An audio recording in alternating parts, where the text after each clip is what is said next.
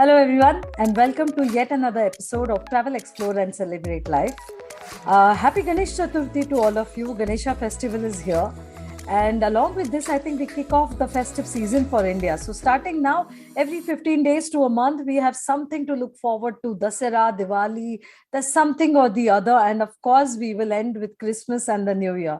Speaking of Christmas, we've all heard all our life that Santa Claus comes to visit us at Christmas with some goodies. But did you know that you could go and visit Santa Claus as well? Yes, you can. And to know more about that, in a country that is known to be so happy, we have a very special guest today. And joining me, Sunila Patil, today is Sara Juneja, country manager for India and UAE of Visit Finland. We're so happy that she took her time out to come here and speak to us. Hi, Sara. Thank you, Sunila. Hi. Hello, everybody. It's Glad to be here. Yes, we are so happy that you could come here. And this is a country, Sarah, that is really close to my heart. I know, it sounds as if we say that for every country, but no, truly, the more you know about Finland, the more you want to go there. You want to stay there. You don't want to come back, and you want to really have a very nice long holiday out there. So, Sarah, I'm sure our listeners are really keen to know. We did mention that it is one of the happiest countries in the world. And in fact, for 2021 as well, Finland was judged as the happiest country in the world. And I think it's won this quite a lot of times before too, hasn't it? Yes, absolutely. So we've been recognized by United Nations as the happiest country, and this is the fourth year running. And it's a very, Wow. very big achievement for any company, any country to, be the leader in this domain. Because any which ways, and it speaks a lot about the country, the, people, the government, and some of the reasons why Finland is actually the happiest country is there's a lot of focus on well-being. There's a very Mm. good social support network. There's a lot of trust. There's an honest government. The government is offering a very safe environment, healthy lives. People have a general life expectancy of about 100 years, Wow. and the government really, really takes care of the people. I think being honest and a very, in a highly non-corrupt country, this is some of the most important things which contribute to any human's happiness. And also to highlight some more things in this front, Finland also offers the best education system in the world. The education system is focused a lot on outdoors, on experiential learning, which is again a very, very good aspect. I actually visited a primary school, pre-pandemic, and there they were actually teaching boys how to stitch. Wow. So the kind of gender neutrality that Ah. is taught to them and how they're brought up is amazing. And so, of course, a very, very forward-thinking country as well. We have Sanna Marin. She's the youngest prime minister ever, and the youngest female prime minister. So, of course, all these things speak a lot about, the country. And For sure. also, sorry, yeah, please. No, no, go on, Sarah. Go on. Another thing I also wanted to highlight was that even in terms of supporting parenthood, they actually offer maternity, paternity leave. I've heard about that. In fact, that was the point I was going to make. You want to have a Yeah, child, Finland is the best place to do it. it indeed is. They offer a combined maternity, paternity of 1 year. Plus, Wow. once you deliver, you also get a maternity box from the Finnish government, and it includes supplies for the Yeah. baby for 1 full year. Wow. So that's the kind of support, or you can say the love your government, your country gives you. That is what contributes to making Finland the happiest country. I know I had seen a documentary, Sarah, and they did speak about all of that. And I was amazed to know that when a child is born, you actually get goodies for the child, which Yeah, lasts you for a year. I mean, what more could you ask for? So I think absolutely. Santa Claus is present in Finland all throughout the year. We can say that. Absolutely, absolutely, absolutely, Christmas anytime, isn't it? absolutely. Even the box that they send it in, I can be actually used as a crib. So, it's a very, very multi Wow. thought process that has gone behind it. Yeah, I mean, behind the entire box. Finnish design is famous, and we'll talk more about that later. But Absolutely. yes, I think I absolutely agree with you. Well deserved Finland 4 times in a row. And I think maybe many more years we will see Finland as the happiest country, because this is serious goals. I mean, this is a benchmark which is very difficult for other countries to beat. And I also know that the work-life balance in Finland is amazing. It's But, amazing. we talked about, really it feels like Christmas there throughout the year. And let's talk about that, Sara. We know that it is the official residence of Santa Claus, isn't it? So winter time, Christmas lights, Christmas markets, you see that in a few other places and few other countries in the world. But going and meeting Santa Claus himself, wow, that would be something amazing. So it is possible in Finland, right? In Rovaniemi. Absolutely, absolutely. So Rovaniemi is the hometown of Santa Claus. It's located right at the Arctic Circle. So basically, Santa Claus has his private retreat in Korvatunturi, which nobody knows where exactly it is, but he comes to the Santa Claus village to basically meet kids, and you can actually meet him 365 days throughout the year. He's available, and also he has a post office. It's called the Arctic Circle Post Office. So you can actually send letters to him, and he gets about 500,000 letters every year from all over the world, and every single letter is replied to. And the entire town, of course, has a very, very Christmassy theme, but they have a special area called the Santa Claus Village, where you also have huskies, reindeers, and a very, very fairy tale experience. You have the elves actually welcoming you, taking you to Santa, and you get an opportunity to talk to him, to get pictures clicked with him. Also, you can get a video recording. So these are all once in a lifetime experiences. And even for your kids, they have special packages wherein you can also get special gifts, for your children. So it's a very, very fairy tale and very dreamy experience. And of course, I've seen people actually cry when they've met him, because it's a very nostalgic experience. It's very And emotional. especially being Indians, we've never really imagined that, yes, can we see him? But now, of course, we know that we can see him, we can meet him. So it becomes even more, nostalgic for people to go there and actually step in that fairy tale And I experience. can vouch for that, Sarah, because I'm one of those few lucky ones who's actually gone there and met Santa Claus. And yes, well, before we went, we were like, this is for kids, maybe it's only for the children, and what are we doing here meeting Santa Claus? But something changes the minute you step into that Santa Claus village. And we stepped in, and I think we were worse than kids. We couldn't just stop, and we just wanted, and it was an amazing photograph that we had with him. And I do remember standing there on the line that says that you are on the Arctic Circle. So I have some really fond memories of that place. Sarah, but when you visit that, I think there is a lot to do in the Finnish Lapland around winter time as well, right? I mean, with the husky dogs, it's so amazing. They're such beautiful dogs, and you can ride a sled with them. And there are some special things, because there is something very, very special that happens, I guess, starting now, like September, October until March. There is Yes. the natural magic happening there in Finnish Lapland. So Yes. let's talk about that.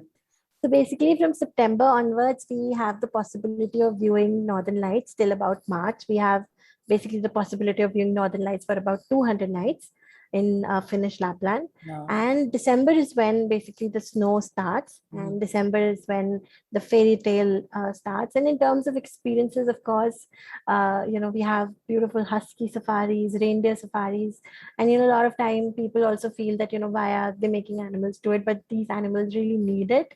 It's for their life cycle that it's very important that they do this, and they love it and they enjoy it. Reindeer safaris are, it's almost like you feel you're just right in a fairy tale.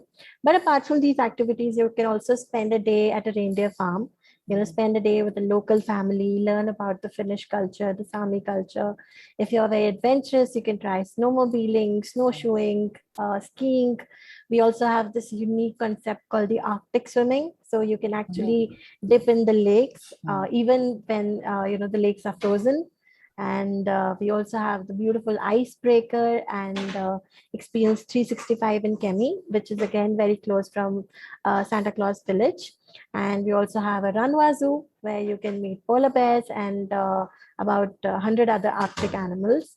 And it depends on how crazy your chase is for the northern lights. You can actually go further up to even Sadi Selka to chase northern lights, and even we have another small town called Levi. So there are multiple places in Finnish Lapland where you can actually visit and chase northern lights and enjoy all these beautiful experiences. And yes, when you go to see the northern lights or chase the northern lights, as we say, it is winter, it is cold. But the best part is that you have the option to book something called a glass igloo. I mean, I think it's straight out of a fairy tale where you have this glass igloo, which is nice and warm inside, and you can sleep on your bed and, have the luxury of seeing the northern lights. Amazing. Absolutely, absolutely. So Finns are always, they've been very high tech in all this space. So, they were the first ones to come up with this concept of igloos, and Kakslautenen were the ones which were the actual first igloos that were started. But now, over the years, there's been extreme progression in this domain. We have multiple igloo accommodations all over the Finnish Lapland. Most of them they fall in the extreme luxury category. And these are very state-of-the-art igloos. Nowadays, we also have igloos with saunas, with kitchenettes, with your private jacuzzi. So, you can name it and everything is there. And, one of the best elements of having all these igloo hotels is that these are all very restricted numbers. So you'll have like a small number of igloos, which can actually be, the entire property can be taken over in case of like a, big family going from India. And even like, just as an idea, we've been trying to actually get an Indian couple married, in there, right in front of an igloo. So, if you think of something unique, there's a lot that can actually happen. So for all those couples who are thinking of getting married, here's a wonderful chance to have a wedding like no other, absolutely no other, and get married with the backdrop of the northern lights and the glass igloos. So you know where to go now. It has to be Finland. But and the best part, there's so much of contrast, Sara, in Finland, that in winter sometimes you don't see the sun at all, and that is why you see the northern lights, because it has to be dark enough to see them. And on the other hand, in the summer, say around June to August, more so in June and July, the sun may never set. So I find that completely amazing that in the same country, you can have experiences that are like so completely diverse. And I was there, I think, during the summer solstice, and there were some celebrations happening for the summer solstice. And I'll never forget it because it happens to be my mother's birthday as well. And, there are these decorations and festive decorations that people were putting up. And we actually looked at a watch and we said, why are we feeling tired in the afternoon? And then he said, it is not afternoon, it is night. It was past like 10:30, 11, but the sun was out there shining brightly. So the midnight sun is equally an amazing and interesting phenomenon like the northern lights, isn't it? Absolutely, absolutely. So actually, when I started promoting Finland, there's this very nice museum called Arcticum in Rovaniemi, which I visited. And I think they have the finest way of explaining why this entire phenomena happens. So we all remember our good old globes that we have, right? And we remember the longitude and latitude lines. So if you go on the top, like the topmost circle that we had on the globe, if you put like a lamp on the left hand side, you'll see that there is light on half of the area. And if you put the lamp on the other side will go dark. So this is one of the reasons why, during a particular season, we have the northern lights, and during the summer season, basically, we have the midnight sun. And of course, after a long winter, they actually celebrate, the coming of summer, and we call it, the Midnight Sun Festival. So people really look forward to summer there. And knowing Finns, they've again developed lots of activities to do, especially in these beautiful, summer nights. And they have these special tours which are done wherein you actually go and swim in the lakes. You can get a photographer in the night to actually click pictures of you, doing all these swimming activities. So lots to do. And also a lot of these, boat cruises, traditional cruises are operated wherein people can actually experience the midnight sun. And yes, of course, it's a beautiful feeling. The day never ends, and you actually have to use blackouts to ensure that you can sleep. Yeah, sleeping with sunglasses and shades on would be fun as well. But so I have a question for you here, Sara. We know there's so much to do in winter, and we know there's so much to do in summer as well. So hiking, trekking, walking, adventure sports. There's just so much in Finland. Which is your favorite time to be there? Oh, so see, I love Finland in all the beautiful weathers. But of course, I feel personally for me also winter has been really, really beautiful. But I personally feel March is actually a very beautiful time. Mm-hmm. It's actually a time when, there's a lot of sunlight, yet the snow is really, really thick. So for Indians, we really like the sun and the snow combination, and it becomes a very, very beautiful time to go. So actually, anytime after, say, January, February, March, it's a very, very good time when you have lots of daylight as well, and also, the beautiful thick snow bed, to just jump. You've just given me, and I'm going to mark my calendar for next year, March. I hope to be in Finland then. But I love even summer before that. also. So I love summer also. One point I missed highlighting during the initial points that, Finland also offers the cleanest air in the world. So we have a small town called Munio, which has recorded the cleanest air in the world and the purest water in the world. So you can just go to any lake and just start drinking. So these are the kind of luxuries, and especially in this era, for COVID, I think now even as Indians, we appreciate all these things a lot. So I think, Finland has a very good scope to, get more popular as a summer destination with Indians. And I'm sure you will help us with the same. Definitely. Because, I think after being stuck at home for 2 years, I feel I just want to be in a place where I can breathe easy. I can just take in fresh air, and just have pure fun and pure snow, pure air, pure water. So Finland seems to be the place to go there. But tell me, you mentioned there's something about the lakes and the water, and I've heard that there are more than some 188,000 lakes in Finland. So it is known as the land of the thousand lakes. And absolutely. Are there really so many lakes out there? Absolutely. So Finland is actually 80% forest. 80% forest and 10% water, and 10% is the land area. And this 10% water basically includes the 188,000 lakes, which makes it also the largest lake district in Europe. We have some beautiful lakes like Saima Lake, Inari Lake, which can be explored during the summer. And a unique part of these lakes is that these lakes are, really happening during summer with lots of water activities.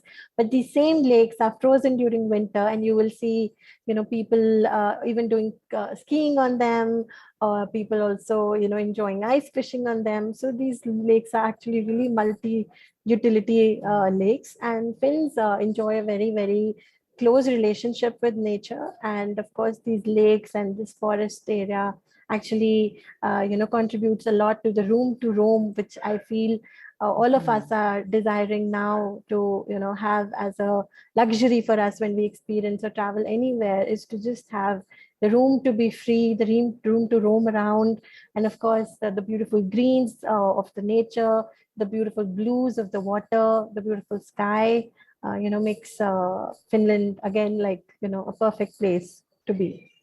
Yeah, surely. I mean, I think I can just picturize a beautiful lake, a cottage by the side. And then, in summer where you have these long days because the sun is not setting, and you start your day, you can be out all day. It sounds like just the perfect holiday that anybody would want. And then have some really great food at the end of the day to go with it. Which brings me to my next point, Sara. So could you name any one of your favorite restaurants in Finland? Because I know that there are a lot and there is good food everywhere. There are Michelin star restaurants. There are other restaurants, local, international, Indian as well. But if you were to name a few of your favorite ones, at least one, which one would it be? Okay, so one I would name is Kapelli. It's a multi-cuisine restaurant right in the heart of Helsinki. It's like a very, very amazing location, but it's the entire facade is made of glass, and Wow. it's lit up in the evening with very beautiful fairy lights. So it becomes again a very, very Mhm. dreamy place to go. Plus, they have lots of multi-cuisine options, so great food as well. And there's also a restaurant called Ultima. As you know, Finns are very unique, a lot of inspiration from nature. So even in the food, you'll see a lot of local food being served, a lot of experimenting being done with food. That's what Mm. actually leads to them having 27 Michelin restaurants in Wow. Helsinki itself. Mm. So there's a lot of scope of experimentation with food, which Finns are utilizing a lot. Apart from that, we also have a very amazing restaurant called Yes Yes Yes. It's a restaurant which serves vegan food, very, very Instagrammable, and very, very apt for the generation Z and the millennials. People who like to try the new unique food items. So lots and lots is there to eat. And apart from that, like even in terms of Indian, there's a restaurant called India House. There's Samrat, and they're all very easily accessible right in the heart of the city. You don't even need to actually book a taxi or something. You can just walk Walk to everywhere. them. Yeah. Mm. And considering the ingredient is so fresh that even the Indian food tastes even better there. So lots Yeah. to eat, and lots to enjoy. And of course, you have the local delicacies also, like Karelian pies available. We also have our own chocolates called phaser chocolates. So Mhm. lots to eat, lots to dig in Mhm. on. Yes. And after eating so much, the only thing left, I think, that I want to satisfy is shopping. And Finland is, there is, I don't know, a lot of people would think that maybe Finland is expensive as well. But I think it's more about quality than being about expense. So it is value for money at the end of the day. And I've heard so much about the Finnish architects as well, with Alvar Aalto, and then of Mm. course the design element of Finland, like just designing. So I remember being there, and those red poppy flowers of Marimekko are like Yes, imprinted in my mind, and wherever I see poppies I can only think Marimekko, or it's such a distinct design that you identify it everywhere and wherever you go. So absolutely. Finnish design is so beautiful. Absolutely. Finland is truly a design nation. Lots of, as I mentioned earlier, there's a lot of creative people there.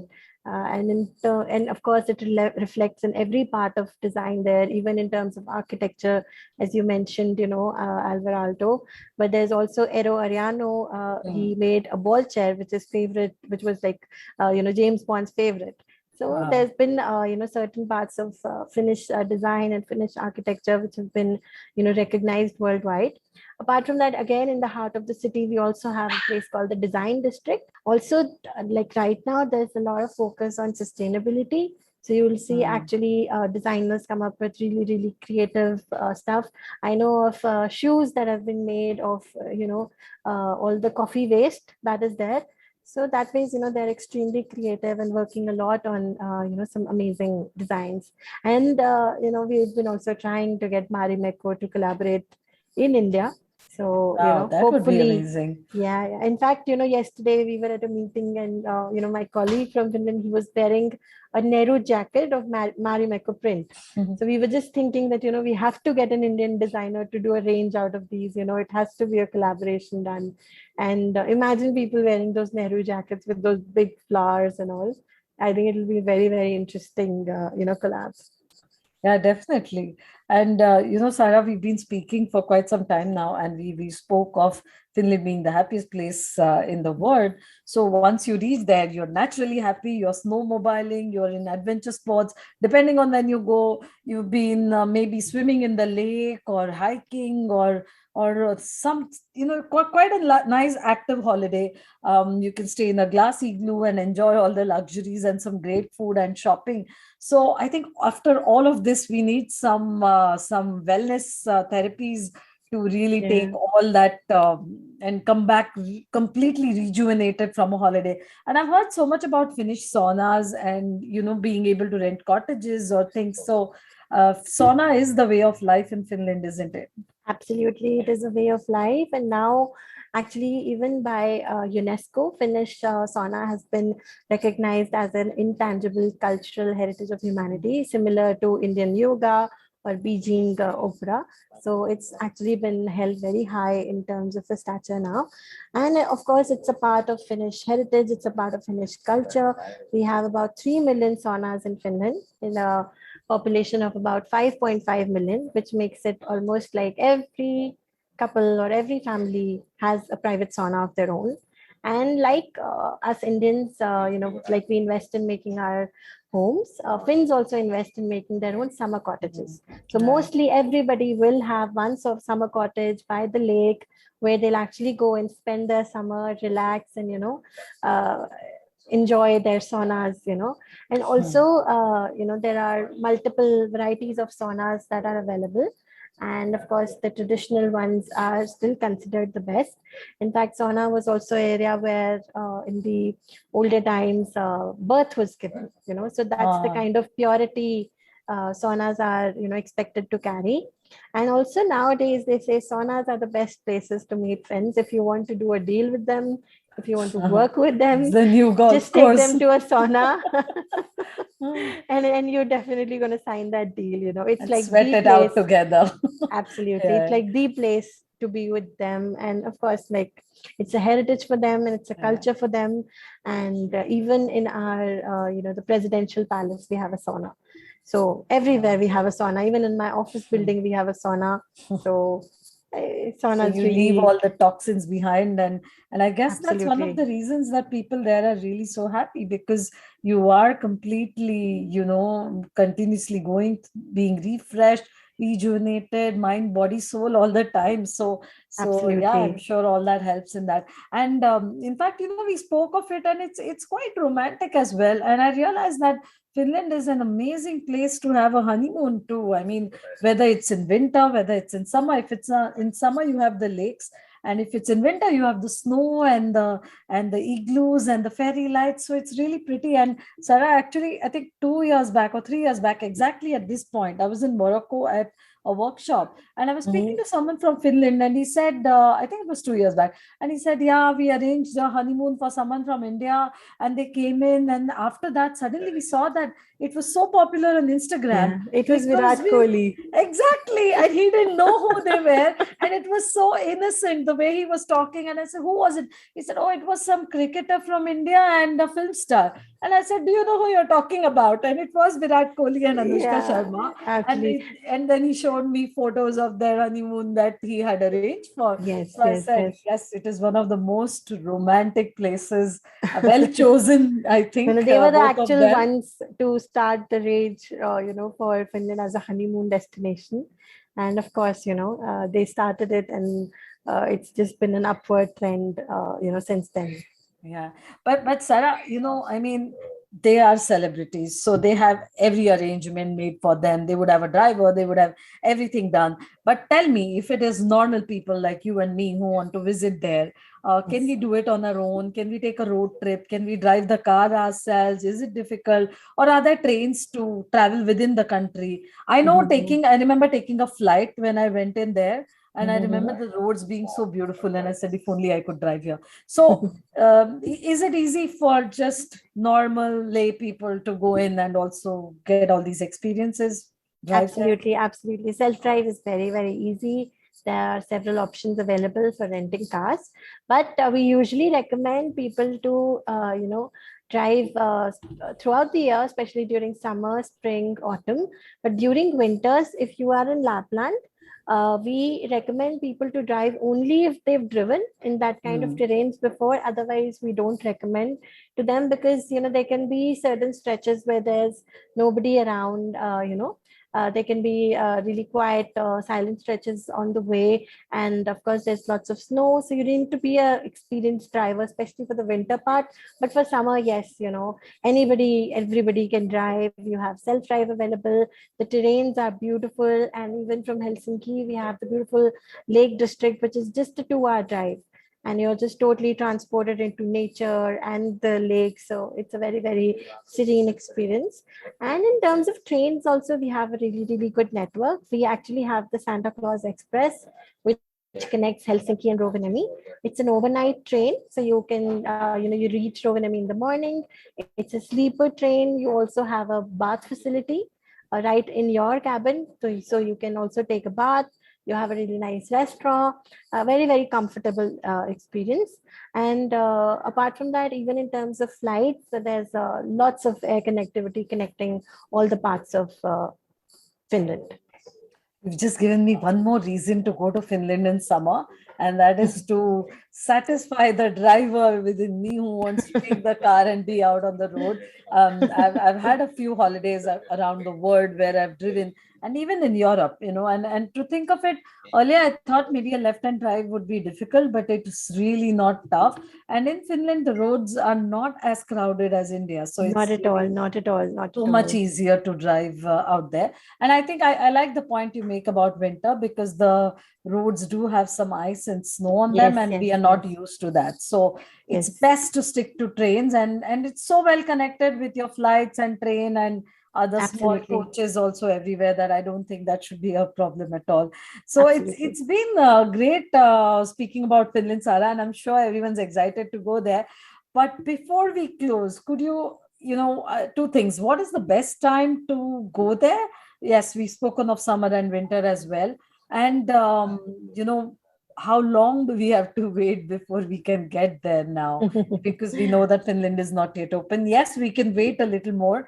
We've been patient for a year and a half, a few more months, and then when do we see ourselves in Finland? So, to answer your first question, of course, Finland is a year-round destination, and every season has different experiences to offer. So, it totally depends on the person if they want to experience the summer or they would like to start the winter first.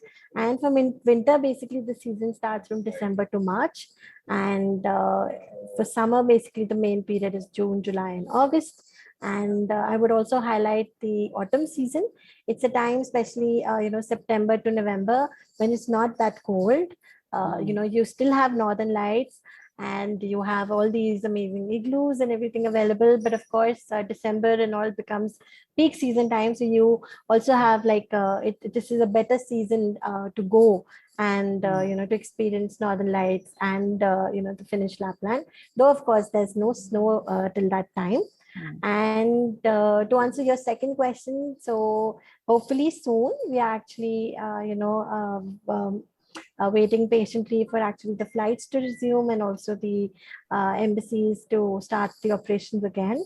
And once all this is in place, Finland will be very, very happy to welcome Indian travelers again. Thank you, Sara. I'm really hoping that we can still catch the Northern Lights for to Finland, maybe Me the early too. quarter of 2022, maybe Jan, Feb, March. Absolutely. If hopefully, fingers crossed, everything runs well, then we should definitely start our calendar year with Finland. Thank you so much for coming in and being a part of our podcast, Travel, Explore, Celebrate Life. It was Thank you, a real Sunila. pleasure to talk about Finland. Any closing remarks, Sara? Thank you so much, Sunila. And it's an excellent initiative that you're doing. People, I think at this time are looking, at experiences to travel, and what better way to reach out to them through a podcast. So thank you so much for having me. And of course, I'm always there to support you guys. And if there's anything, I'm just, right there available for you. And Finland is waiting. And Finland is waiting for Indians to come. Thank you so much. It was really good fun to speak about Finland and rekindle some memories and look forward to the future where we can be in Finland again. So listeners, if you have any more questions or anything, you can write to us, or do let us know what else you would like to hear about, and do leave your feedback in the comment section, or you can write to us. Write to me at sunila@veenaword.com, sunila@veenaword.com, and we'll be happy to answer anything or give you more suggestions. Thank you for listening in, and see you soon. Bye-bye.